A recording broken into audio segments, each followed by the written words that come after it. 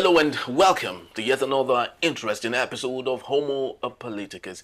I promise you that this episode will be a bumper, a package. My name is Henry Igwebike and this is Enterprise Television. Today, very interestingly, we'll be talking about the fall of Assad and lessons for Nigerian politicians. Bashar al-Assad's fall on Sunday, 8 December 2024 ended over 50 years of Assad's family rule in Syria, including his 24-year presidency and his father Hafiz's 3-decade reign. Assad fled to Russia, a long-time ally that supported him during the Syrian civil war, offering asylum on humanitarian grounds after rebels led by Hayat Tahrir al-Sham seized Damascus. Assad, his wife Asma, and their 3 children now face an uncertain future in Moscow. Amid ongoing calls for accountability for human rights violations, Assad is unlikely to face extradition. Asma, a British Syrian national, has also been implicated in the regime's controversial financial dealings. The question is, what lessons are there to learn by Nigerian politicians? Now let's have a conversation. I have Innocent Adoluba, a commentator, a public affairs commentator, and also a journalist. And also I have with me Emeka Madunaku, journalist, public affairs analyst. Good morning, gentlemen. Thank you so very much for your time. Hello, viewer. Beautiful. So let's have this conversation. In 2011, I'd love to start with you, Innocent Adoluba. In 2011, the Syrian civil war, broke out, and at that point, we saw the heinous crimes committed by Assad. No one would have ever believed that a decade and a half, that a total fall and crumble of the Assad's 53 years of reign in Syria would come. Now, is this predictable? Well, in 2011, I was a small boy. That's approximately 15 years ago. I think that was the reign, if we put it in that light, of the Arab Spring, sort of. The Egyptian president at that time, what was his name now? Was that Mubarak? Fell. And then it was also the time, if you ask me, Muammar Gaddafi was martyred, if I would call him an African social hero. So I thought, as a boy then, that Assad was in line. So it was mysterious. So you saw that coming? Yes, I thought he would be in line, next in line. Okay. But I wasn't possibly more studious on international politics as I am now, as better informed. But on the pedestrian level, I thought it was a going around thing, ordinarily with a plain mind, apolitical mind. But over time, I started questioning myself quietly. If these other people were going, what is sustaining Bashar al-Assad? Until I found out, it was a sort of political dynasty, a father handing over to a child with some quasi-protection and alliance with Iran and strong one from Russia. And globally, what is happening, what Assad represents, for me, can happen nowhere in the world without external backing. So I think Assad was sustained, so to speak, by these alliances. I also think the fall of Assad can happen nowhere in the world without external backings as well. That's what I think. Because if in the Assad case, his alliances, like where he is in safety now, Russia, Iran, and that volatile Middle East region, made Syria a melting point for 1 or 2 advantageous deals to sustain what I might call the leftists. But you see, the U.S. has openly, carried out bombardments in Syria post-Assad. Israel has bombed up to Damascus, and we hear, even I listened to the news on the 6th, on CNN, and Joe Biden says Assad's fall is hours away. Yes, I heard that on TV. So it could tell you that the new uprising, let me use that word, may have gotten more backings internationally than we know. Those details possibly will unfold as we go. So the lesson for Nigeria is nothing can happen in Nigeria. Nothing can happen. No, the Assad scenario cannot play out in Nigeria. Unless, like I have mentioned, I'm giving you my feeling, Okay. there are also international backings for or against. All right. Sorry, for groups seeking secession, for instance, if they have the right backings, it will work for them. For, just as we had in the 1967-70 case, for group whose interests are deep-rooted in Nigeria, if they support Nigeria, whatever legitimate need there is for secession will fail. All right. Just before we get into international backings and all not worth, Emeka Emadunago, it was a joyous mood for Syrians in Damascus and other parts of Syria. I watched the viral videos of prisoners being let, go, and the excitement in their system and from their families and friends and all. How brutal really was Bashar al-Assad? Wow. To be difficult to measure. fully estimate for now, but it was really brutal. It was really brutal. I read some stories and I had to stop at a point because the graphic descriptions were jarring. One man said that he watched as an elderly man covered in his blood was beaten to death. Then another said that one time he was in a prison that he saw his brother-in-law, among those being brought into the prison. Lo and behold, he didn't have his legs. He said, but this guy was not amputated. Where are his legs? Now he now tried to get across him, but the guy had lost his mind. So people were just routinely being picked. We were just routinely picked on frivolous charges. Now, bringing it to Nigeria.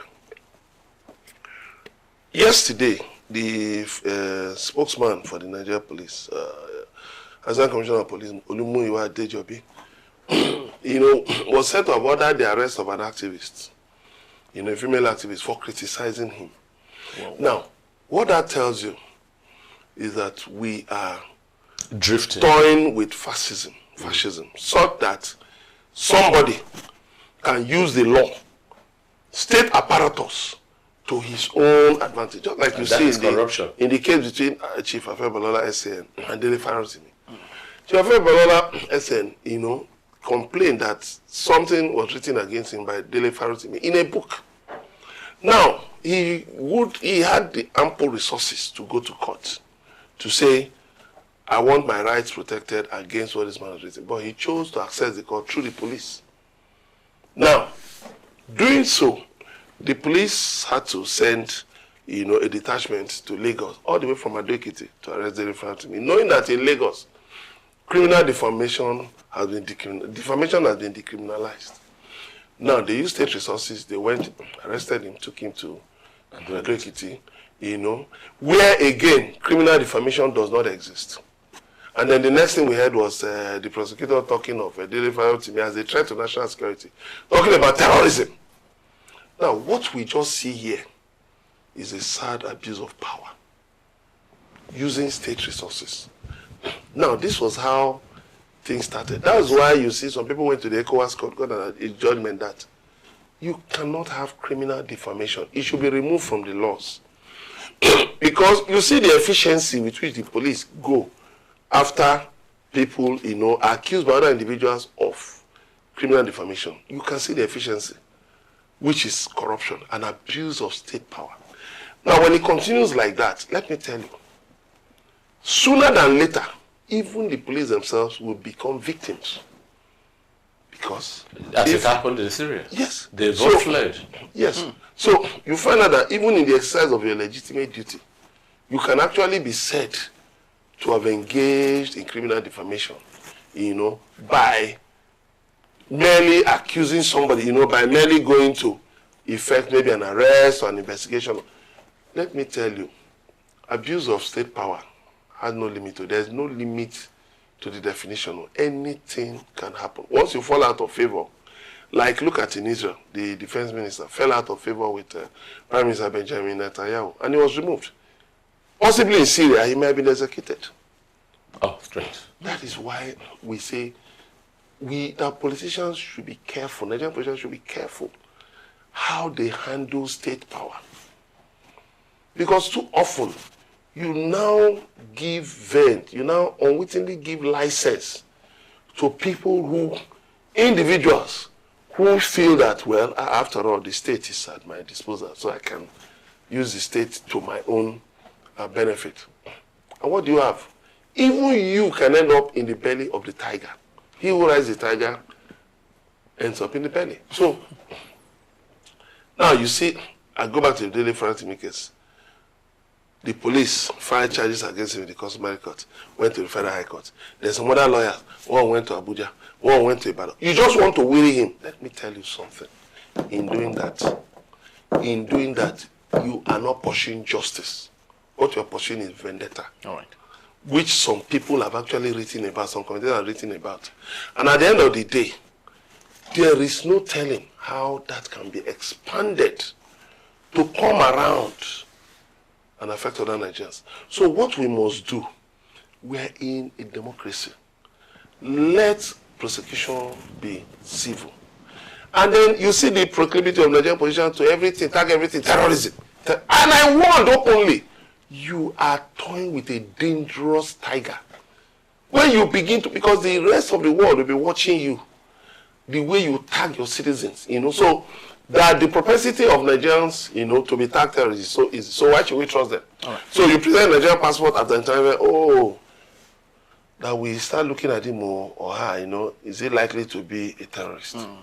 And then on and on and on and on. It has an avalanche effect. We must be very careful. Look at what is happening with Kemi Badenoch, the leader of the Conservative Party in the UK.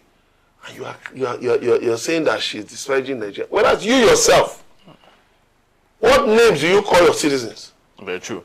Innocent Aduluba, the fall of Assad and the lessons for Nigerian politicians. Amongst the laundry list of heinous crimes, done by Assad and, of course, their family. The wife of Assad, Asma, had already started prepping their first child, to take over from the father.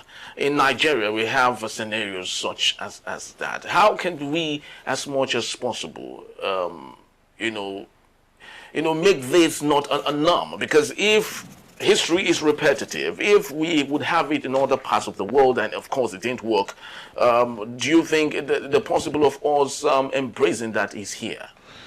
You see, Nigeria is a federal, Nigeria practices or operates a federal constitution where units come together to form a whole, and power should be devolved from the center to the operating cadres of federal, state, local government. The power should be heavy at the bottom, like in South Africa, where local governments are in charge of housing, road construction, and the likes.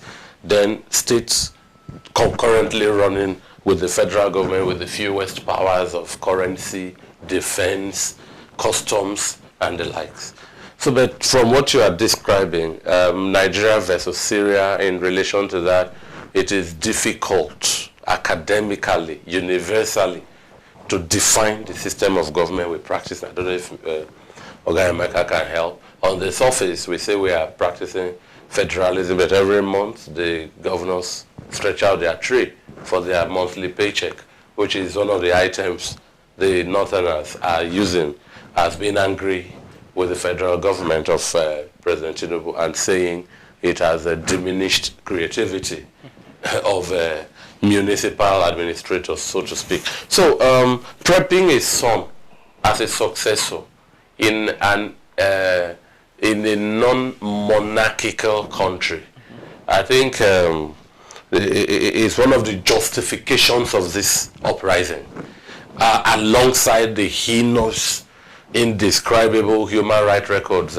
which I believe Emeka may have even given a glimpse of. Over the news, they were looking for some American who was lost, and if you go through the prison pictures, very gory. And I'm wondering, the purpose of government is to implement the people's program. I see that every news commentator worldwide calls it the Assad regime. They hardly call it a government, and befittingly so. And so for Nigeria, I would like us to know that what we are saying there is universal. Is universally applicable, where a Assad-like persona exists. Yes, but as much as you would love to see that in that way, in the current administration, there have been this call, for the child, for the son of the president, who is often seen in forums that he is ordinarily not supposed to be there. Don't you think that equally is in tandem with what we had seen? That does not equal succession. I hope I'm not wrong. That does not equal succession. Towards that direction. No, it does not. The political structures in this country provide enough processes as well as encumbrances for that younger Tinubu boy or man. What I think is the failure or passivity of our law and institutions. That young Tinubu should not even be cautioned by his father. Should not be cautioned by his father? No. Primarily, if this place has entry rules, the enforcers of the rules should enforce before his father arrives. That special treatment is where the law begins to fail or becomes elastic. I don't know. I know that the buck stops at his father's table. I haven't. But I'm saying... No, but his father is not the enforcer. So with all of this system existing, we shouldn't let him get there, then blame his father. I think we should, we should even start by blaming the doorkeepers, the gatekeepers, the legal keepers. So that's where I'm going. But two, where I will speak to is, there used to be a country called Yugoslavia. And for tyranny, for fascism, for all the non-compatibilities on humanitarian grounds, the country is broken today. We have from one country from 1991 to 2008, that's 16 years, we've had 7 countries, which means that a country got broken and got broken again. So we now have Bosnia and Herzegovina, Croatia, Kosovo, Montenegro, North Macedonia, it was then Serbia and Slovenia. These are gains for either the European Union, FIFA, international, the Olympic, because these countries will find association. So my message is, before we Mecca made a point, accuse someone of terrorism and co. Are we looking at their rights of self-determination? These are people who have gone into different countries. The land remains permanent, but the demarcations. So in Nigeria, I would say, if there is an Nnamdi Kanu, what was he asking for? Is it realistic? Can he be, and whoever are his people, be told to go? Today, these countries are standing peacefully. Who is a Sunday Igboho? Or whoever? There are certain aspects of a country not contemplated from the beginning that can no longer hold it together as some of the reasons for these uprisings. As we speak today, a state like, maybe you put, let me use the Southeast, who are at the forefront of it. If you put all the Southeast states together and give them genuine autonomy, they will not be part of this economic mess. I dare tell you. And then, two, Nigeria is building the masses to respond the way Assad. So here is the government that is inciting. You have food shortage in Nigeria.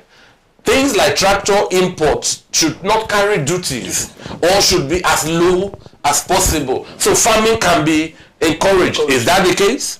We have our economic in shambles with, I would say it again, impotent naira to the dollar. What is the interest rate? Is it accommodating the current situation so that SMEs and small businesses can struggle and stand? Nigeria is blessed with coastlines where many countries of this world are landlocked. It means that ships can dock almost in any part of Nigeria's coastline. This big country, the most populous in Africa, one of the top 10 most populated countries, is relying on import only at Apapa. There are lovely ports built in Calabar at the EPZ. You have at Port Harcourt, you have at Onne, Warri, and sorry. But all of these are choking the people and are ingredients All right. for some of these uprisings to happen. So and in this case, it's the government that is brewing this uprising, and then, like he said, arresting people arbitrarily. Very true. You talked about the government brewing, deliberately brewing some of these things. But of course, they can not only be brewing these things without external help and external factor. Emeka, looking at Syria, Russia has been at the forefront of helping them. Iran equally had been there for a very long time.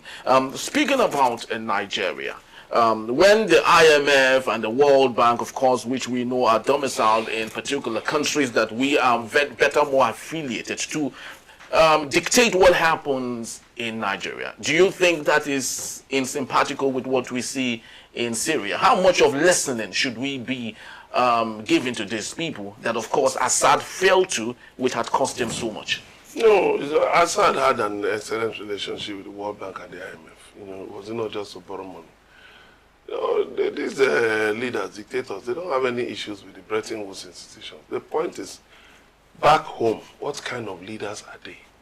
What kind of governance do they engage in? How well are their people faring? That is the issue. So we must, begin to push for democracy. We must begin to push for, continue to push for democracy. Continue to push for good governance in Nigeria. We must also look at our laws. We must also look at our courts. Do they dispense justice to the privileged few or to the majority, to the majority poor? Can they be relied upon? The state institutions like the police, the security services, can they be relied upon, to protect the constitution and not, to try to protect the whims and caprices or not acting on the whims and caprices of individuals. So the sum of everything is that we need good governance, and therefore dictatorship is out of it. All right, just before we go in 60 seconds, Innocent Ajuluba, speaking about the wealth that was left back, by Assad when he fled to Russia, you could see the garage of Assad. You see cars, automobiles worth $5 million and upward of that. His palace is awesome, great. In Nigeria, we see the same thing, where our leaders do not care about the people, but are more concerned about themselves. How can we, what lessons are there to learn from our leaders so as not to invoke the wrath of the people, either physically or spiritually? I don't think the masses can affect the leader spiritually, or I'm not aware of the extent and depth of existing metaphysics. Okay. But I think Nigerians love the government. Really? Oh, Nigerians are in love with their government. All they ask is for the government to continue to put in places what will sustain this love. It's like a marriage, where a couple are compatible and considerate and sensitive about each other. The mutuality is perpetuated. So that when one is going the other way, it gets lopsided. Nigerians love the government, but you see, politics is attractive. Is a way of is a means to wealth. So you find somebody just a year or 2 years ago go into governance and come back and strut with a superficial toga of credibility, and on their homecoming is triumphant entry. Some of them spray money as they come in. We find our people in government, whatever position, minister, appointee, or governor, senator, assembly people, they are living in islands of opulence, surrounded by the masses in oceans of poverty. And as we speak about Nigeria being whatever it is in the economy today, those people have economic immunity, and their means are government funds. So I'll be rounding up by saying that the government should create transparency, where when people vote, these ayes and nays is the first beginning of this uprising. You are from Osun State, this man is from Gombe State, this is what the Gombe people want. What are the representatives putting forward at the National Assembly? Two, when the debate is up, am I seen to be voting for my people's interest in aye or nay? Why don't we have electronic voting system where what I vote for the people I represent can be seen, and then the people know if I should be duly sustained or replaced? So it's minute. It's what's it called? Marginal. As the margins grew, the agitations grew, the frustration, and then it snowballs into something that cannot be handled. Like he said, something that could have been handled democratically from the basics. Okay. Very true. Emeka, 30 seconds, please. Contrary to what we see in Syria, you've always been, an advocate for participatory democracy. How much it of should that remain do you like think we that? should? It should remain like that. Every voice matters. Inclusive politics, inclusive democracy will do the society all the good. All right. Beautiful. Thank you so very much, gentlemen. We truly do appreciate your time. Thank you once more. Thank you. And I want to believe you enjoyed our show today. But please do well to visit us. You can always find and reach us at enterprise@tvnews.com. You may like, comment, and follow us on all our social media platforms at Enterprise TV 7. I am Henry Ikwebike. I'll see you next time on Homo Politicus. Bye-bye.